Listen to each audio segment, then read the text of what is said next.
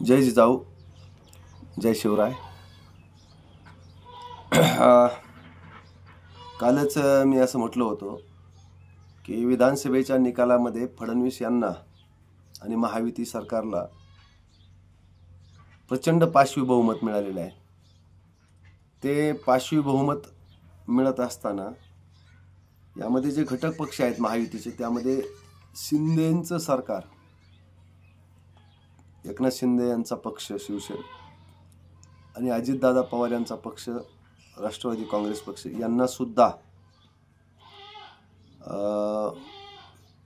अजित पवार यांना 41 जागा मिळालेल्या आहेत विधानसभेच्या आणि शिंदेच्या पक्षाला जवळजवळ 57च्या आसपास जागा मिळालेल्या आहेत, 50च्या पुढे जागा मिळालेल्या आहेत. तर फडणवीस यांना भाजपला यश मिळण्यासाठी भाजपच्या सोबत एक मोठी यंत्रणा आहे, RSS नावाचं संघटन आहे. त्यामुळे त्यांना सत्ता मिळण्याबद्दल आणि त्यांनी ज्या पद्धतीनं रणनीती बनवली, प्रचार प्रसार यंत्रणा वापरली आणि बाकीचे काही यंत्रणा, अदृश्य यंत्रणा म्हणजे RSS हे संघटन आहे, पैसा आहे, प्रशासनाच्यावर सगळ्यात जास्त प्रशासनिक अधिकारी हे BJP माइंडेड आहेत, संघ माइंडेड आहेत, संघ विचाराचे आहेत, भाजपाचे विचाराचे आहेत. त्यामुळे त्यांची मदत होणं स्वाभाविक आहे. अशा अधिकाऱ्यांची प्रशासनातल्या मदत होणं स्वाभाविक आहे. ते त्यांच्या विचारसरणीचे असल्यामुळं प्रशासकीय यंत्रणेचा वापर, पैशाचा वापर, मीडियाचा वापर, संघशक्तीचा वापर या जोरावर भारतीय जनता पक्ष आणि फडणवीस यांचा जो होल्ड आहे सगळा संपूर्ण यंत्रणेवर, या जोरावर भारतीय जनता पक्षाच्या जागा वाढणं हे स्वाभाविक मानतो आपण. अशा पद्धतीनं आणि अजून एक जो संशय महाराष्ट्रात उभा राहिला, सगळ्यात मोठा संशय म्हणजे EVM मशीनचा.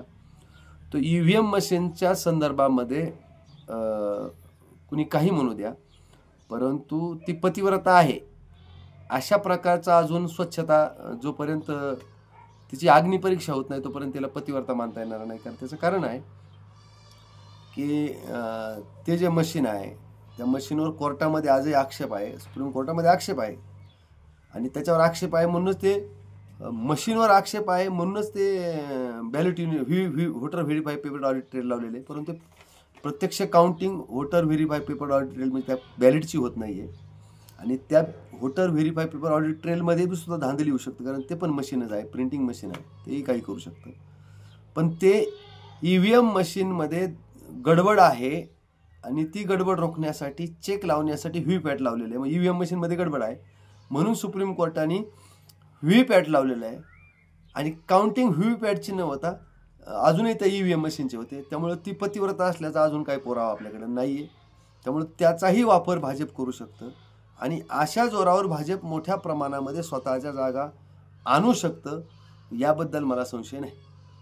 पण माझा मुद्दा चिंतनाचा तो असा आहे की हा फायदा भाजपला होत असताना तोच फायदा या ठिकाणी शिंदेच्या शिवसेना पक्षाला तितक्याच प्रमाणात फायदा मिळणे आणि अजितदादाच्या पक्षाला सुद्धा तितक्याच प्रमाणात फायदा मिळणे, याचं काय गौडबंगाले, हा माझ्या संशोधनाचा चिंतनाचा विषय आहे. यामध्ये माझं एक मत असं आहे की मागच्या लोकसभेच्या निकालामध्ये अजितदादाच्या पक्षाच्या लोकसभेची एकच जागा आलेली आहे. त्यामुळे अजितदादाचा पक्ष तसा पाहिलं तर बॅकफुटवर आहे. त्या मानाने एकनाथ शिंदेच्या पक्षाचे लोकसभेचे खासदार जास्त आहेत. दुसरं, शिंदेचा मुख्यमंत्री पदाच्या कालखंडामध्ये शिंदेचा जो बेनिफिशरी वर्ग आहे फार मोठ्या प्रमाणात आहे.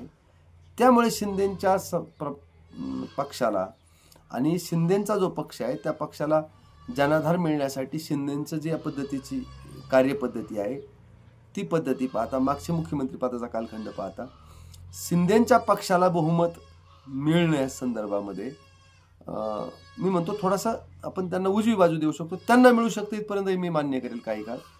परंतु अर्थात शिंदेच्या पक्षाला एवढा पुन्हा लोकसभेच्या जागेच्या आधारावर मिळू शकतं एवढाच तर काय.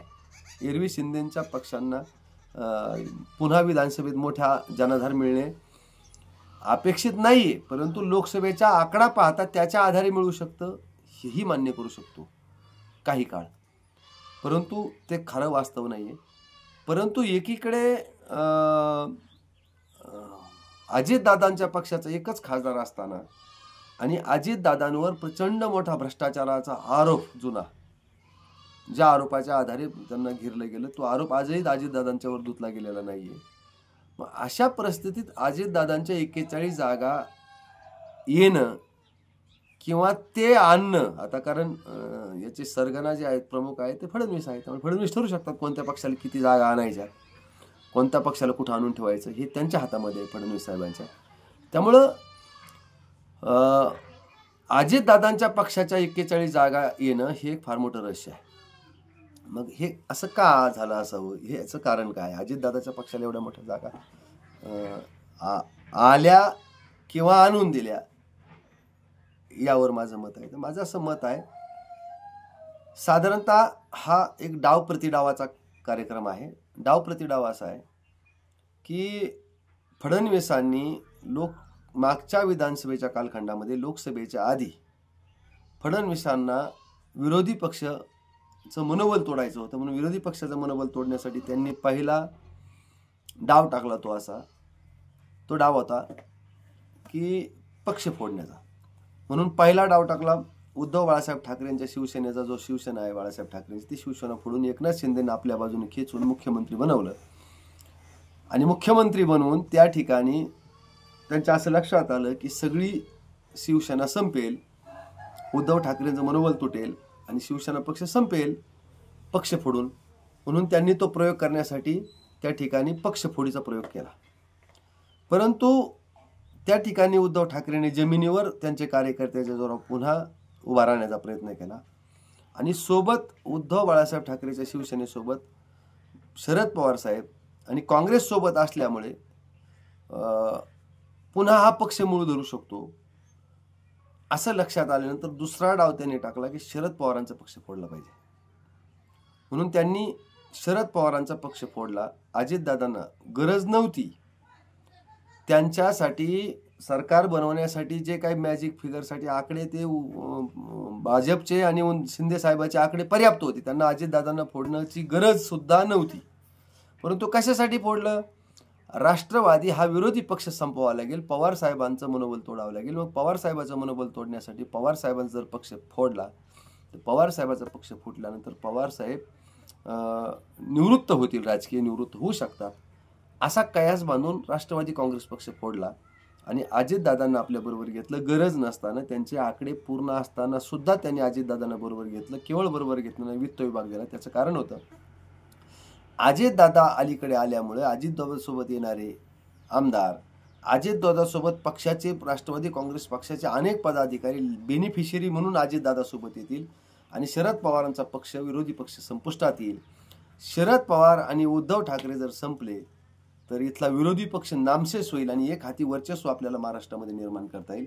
कारण काँग्रेसच्या बाबतीत ते निश्चिंत होते. कारण काँग्रेसचा जो संरचना आहे, त्या संरचनेमध्ये काँग्रेसची एक अडचण आहे की काँग्रेसचे निर्णय महाराष्ट्रामध्ये निर्णय घेण्याचे अधिकार नाहीत. ते त्यांच्याकडे वर निर्णय घेतले जातात आणि मग महाराष्ट्रात निर्णय नसल्यामुळे कोणाचाच होल्ड या ठिकाणी राहत नाही. मोटिवेट करणाऱ्या इथलं नेतृत्व नसतं आणि वारंवार वरून नेतृत्व केलं जातं. स्थानिक नेतृत्वाला पावर मिळत नाहीये. त्यामुळे स्थानिक नेतृत्व खाली मजबूत करताना दिसत नाहीये. हे काँग्रेसचा ड्रॉबॅक होता. त्यामुळे काँग्रेसची भीती त्यांना नाहीये.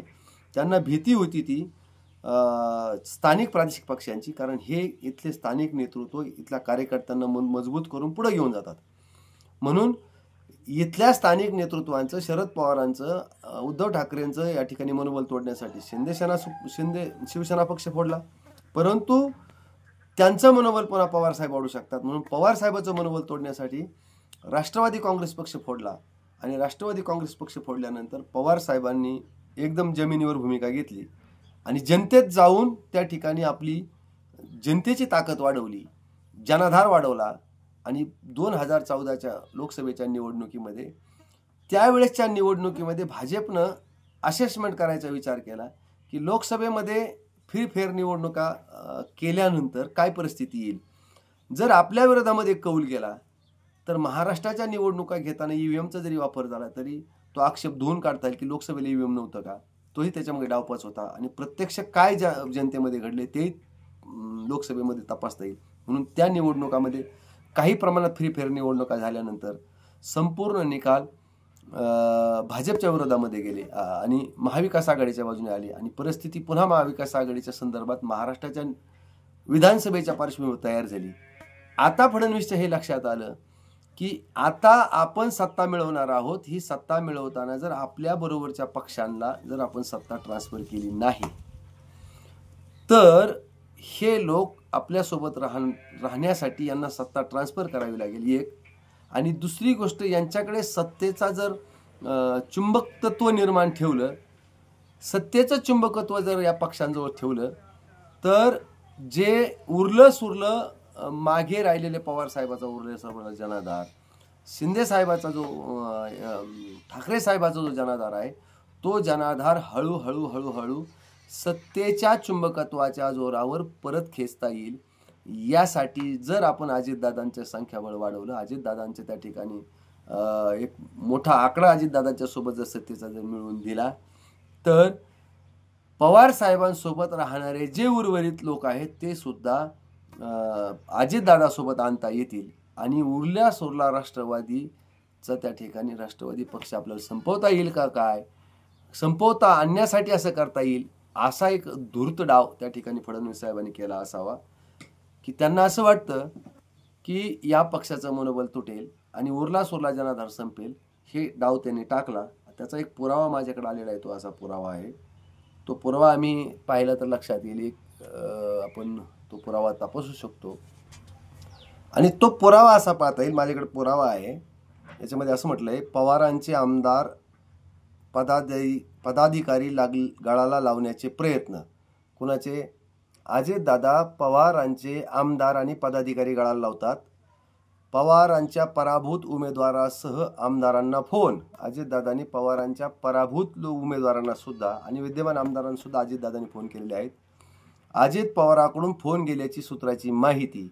अशा पद्धतीचे अजित पवाराकडून शरद पवारांच्या नेत्यांना फोन, अशा पद्धतीच्या बातम्या न्यूजवर मी पाहिल्याबरोबर माझ्या लक्षात आलं की अजित पवारांना हे जे संख्याबळ मिळवून दिलेलं आहे त्यामागे पवार साहेबांचा उरला सुरला बेस सत्तेच्या चुंबकत्वाच्या आधारे मागे घेऊन जायचा, हा त्याच्या मागचा डाव आहे. अजितदादांना 41 जागा मिळवून देण्यामागे, अजितदादांना एवढ्या जागा मिळणं शक्य नाही. त्यांची लोकसभेत एकच सीट असताना एवढ्या जागा त्यांना मिळणं, स्वतः अजितदादांचं सीट बारामतीमध्ये पडल्यानंतर एवढ्या मोठ्या जागा मिळणं, हे तर्कसंगत वाटत नाही. पण यामागे तर्क जो आहे तो असा आहे की अजितदादांना एवढ्या जागा मिळवून दिल्यानंतर आणि सत्तेत घेतल्यानंतर जे पवारांचे उरले सुरलं आहे ते माघारी नेण्यासाठी अजितदादांना 41 जागा आणि त्यातल्या काही जागा अक्षरशः त्या ठिकाणी भाजपच्याच प्रो भाजप जागा आहेत, त्या अजितदादांमध्ये उभ्या असणाऱ्या, त्याच्यावर कधी भाजपच्या बाजूने उभं हात करू शकतात अशा प्रकारच्या जागा आहेत. तर या सर्व जागा त्या ठिकाणी अजितदादांना मिळवून देण्यामागे पवारांचा उरला सोरला बेस माघारी घेऊन जाण्याचं षडयंत्र आहे. यासाठी अजितदादांना जागा दिलेल्या आहेत. याचा एक उत्तम पुरावा आमच्या जवळचे राहुल जगताप नावाचे माजी आमदार, जे काल अपक्ष आणि इकडून पवार साहेबांच्या समर्थनात पवार साहेबांचा फोटो लावून प्रचार करणारे राहुल जगताप माजी आमदार, त्यांनी काल यांच्या पक्षामध्ये अजितदादाच्या पक्षामध्ये प्रवेश केला. असे अनेक लोक प्रवेश करतील. ते प्रवेश करण्यामागे आणि त्यांना परत मागे नेण्यामागे शरद पवारांचा बेस तोडण्याचं षडयंत्र यामध्ये दिसत आहे, असा माझा तर्क आहे. यावर आता पवार साहेब काय उत्तर देतील ते आपण पाहूया. मी बाळासाहेब मिसाळ पाटील, प्रदेश उपाध्यक्ष, राष्ट्रवादी काँग्रेस पक्ष. ही भूमिका योग्य वाटली असेल तर यावर कमेंट करा, लाईक करा, फॉरवर्ड करा, शेअर करा आणि आपल्या भूमिका माझ्यापर्यंत येऊ द्या. आपण माझी भूमिका ऐकून घेतली. धन्यवाद. जय जिजाऊ, जय शिवराय.